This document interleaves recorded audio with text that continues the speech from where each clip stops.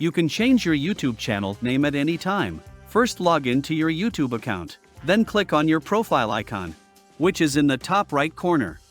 Go to My Channel. Obviously click on your channel, not mine. Just kidding. Click Customize Channel. Wait for the page to load up. Now click the tab that says Basic Info. Just here. So go to the box below your YouTube channel name. Here type your new channel name. I am just going to type my new channel name.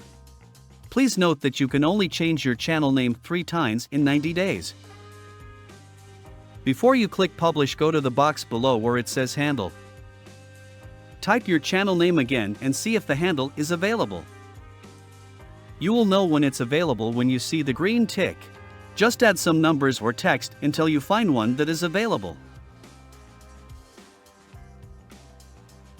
Now just click Publish and you are done. Please hit the like if this video was helpful.